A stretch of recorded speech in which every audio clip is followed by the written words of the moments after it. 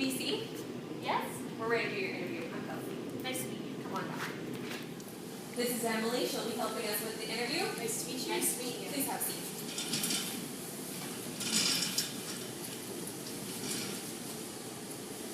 So we took a look at your resume and we were very impressed with a lot of things. It looks like you have a wide knowledge about how to make learning art fun and meaningful for children.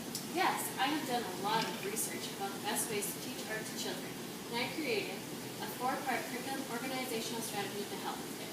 Can you explain these 4 curriculum organizers? Yes, I separated the prescribed learning outcomes into 4 different sections: the creative process, skills and strategies, context, and exhibition and response.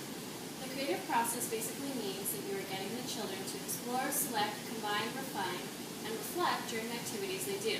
It focuses on both the process and the product as being important. So in this creative process, you're saying that the students are encouraged to embrace the process and take risks? Yes, exactly. So how does one be creative and show their individuality when there are specific outcomes that need to be met? The teacher's job is to have the students meet those outcomes, is it not? Yes, there are prescribed learning outcomes that must be met for each grade. However, the outcomes are broad enough that the teacher can allow for multiple ways of representing it. That means that the children get more choice in how they meet each outcome.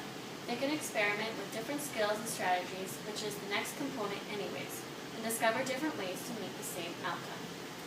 The second component, skills and strategies, is based on students learning and recognizing ways that visual arts can be created. Exactly. Whether it be looking at texture, color, shape, or if it is focusing on what can be used to create things like paint, chalk, or clay. One thing that really stands out to me on your resume is that you included personal, social, cultural, and historical context to the curriculum. Can you tell us about this and how this may help set you apart from other curriculums? Yes, I understand the importance of culture and history in today's curriculum. Our classrooms are becoming more and more diverse, so I think it is important to include as many different cultural experiences as possible. In my curriculum, students not only experiment with these different cultural activities, but they increase their understanding of the relationships between art and context. Then, once they can appreciate the connection between context and art, they themselves can create personally meaningful images. I think I speak for the both of us when I say it's impressive how up-to-date you have tried to make your prescribed learning outcomes. It says here that you've been updated in 2010? Yes, I feel that just like the other subjects, art does change over time, and therefore it is necessary for the curriculum to change. If I never updated myself, how would children ever get new experience? Especially since nowadays there are so many things you can do with technology to help teach the visual arts. It says here on your resume that you include and are willing to include any necessary technologies that help you meet your outcomes. Is this true? Yes, I try to include as much technology as possible because it is something that relates to today's students. I have to say that this all looks great and your outcomes are impressive. But how would a teacher know how to use what works for each outcome? You said yourself that in order to meet the creative process, it allows a lot of variety and choice for the teachers and the students. Well, I thought about that when I was creating the outcomes. So along with the prescribed learning outcomes, I included suggested achievement indicators, which give examples of activities that would work in order to meet the outcome. Do you have examples for the outcomes? Because I feel that the outcomes would be hard to understand. I think it's important to make the curriculum as user-friendly for teachers as possible, and confusing, wordy outcomes is not user-friendly. Actually, I spent a lot of time looking at the outcomes, and I think I have alone done an efficient job at making the outcomes understandable. Also, unlike some curriculums, I made each outcome scaffolded through the grades. So if you look at the outcome in grade 1, and then look at the outcome in grade 2, you can clearly see the similar language used in both. The grade 2 outcomes just include a little bit more. And as the grades progress, so do the outcomes. I think the scaffolding is a great idea. Everything's looking great so far. But what can you tell me about your weaknesses? What would you consider to be a weakness of yours? Well, I would have to say that one weakness I have is that I only include the visual arts. Some curriculum group the art curriculum as visual arts, drama, dance, and music. However, I chose not to group them all together because I believe there is enough importance in the visual arts for it to be standalone in the curriculum. Well, BC, I think we have covered everything. Thank you for coming in. Thank you for the opportunity. Well, I think that went pretty well. Yeah, she had some impressive things to say. But I don't know, I still have some concerns. Like what?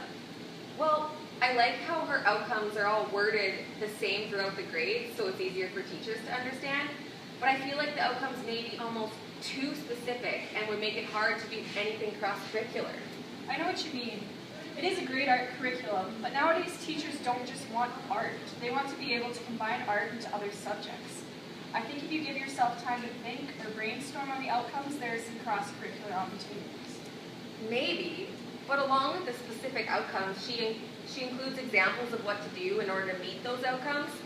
While that's helpful, I think that some teachers who aren't as comfortable teaching art will just use those examples and not be creative in what activities they choose to do. These examples are staring you in the face, so the teacher doesn't have as much freedom with the outcomes, because of course they're going to use the examples that she gives. These are some potential issues, I guess. For the most part, I think she looks very promising as a candidate. Well, let's just see how the Alberta interview goes before we make any decisions. Sounds good. Alberta?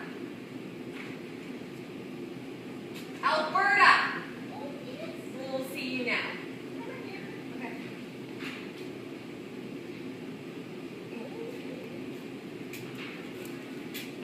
You are not going to believe this. Here, I'll help you sit down. Thank you. Not as young as I used to be. Hello, Alberta. I'm Emily. Nice to meet you. Nice to meet you. So tell us, Alberta, how would you make the art curriculum fun and meaningful for children?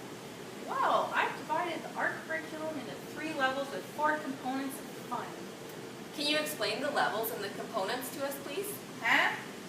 The levels and components. Can you explain them, please? Oh, yes. Level 1 is grade 1 and 2. Level 2 is grade 3 and 4. And level 3 is grade 5 and 6.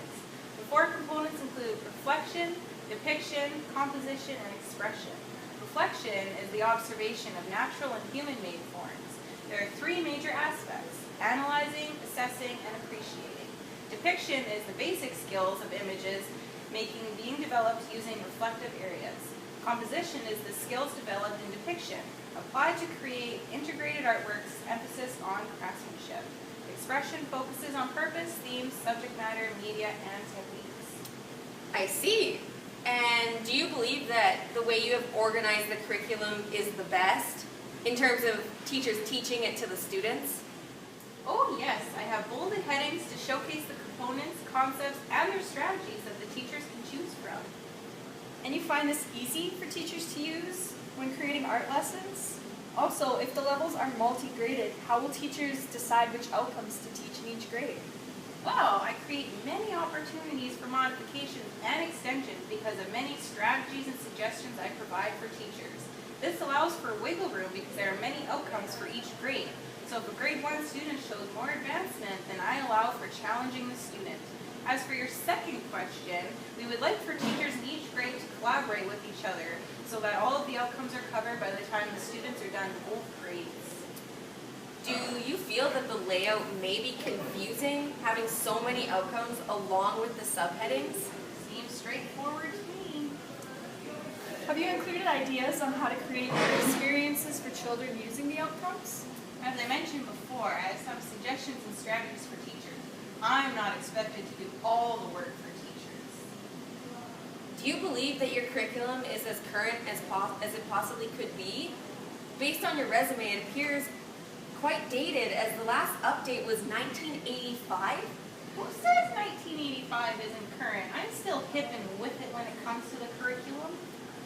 So in your view, technologies like film strips and overhead projectors would be relevant to the modern classroom? Of course I do. There is relevance in the antique technology that I used back in my day. Where do you sit on the kindergarten level of curriculum? I noticed that it was left out.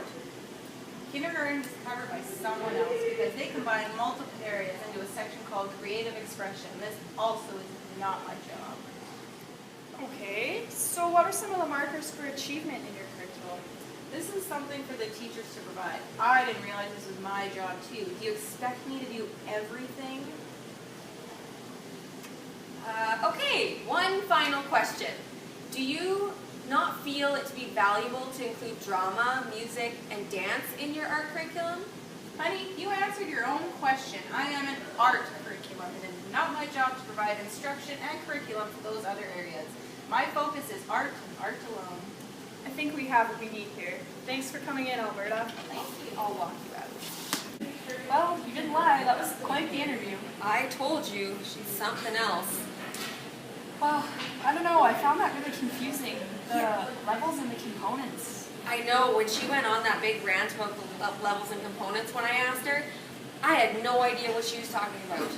Well, and looking at the curriculum here, there's so many different outcomes. It's confusing. If you had no art background, where would you even start? Yeah, and again, with the outcomes, they're not even scaffolded. If you look at the one outcome for grade 2 and then the outcome in like the level 3 for grade 4, there's no connection whatsoever. I think it's a little bit confusing. BC has the examples which teachers may stick to, but at least they have a place to start if they don't know much about art. Yeah. It's almost like if we could take the good things from the BC and the good things from Alberta and use BC's outcomes that are scaffolded and easily understandable, and then combine that with the teacher freedom that Alberta allows, Yeah, if we put it in a format that was easy to understand like BC, it'd be the perfect curriculum. yeah, it'd be very ideal. Yeah.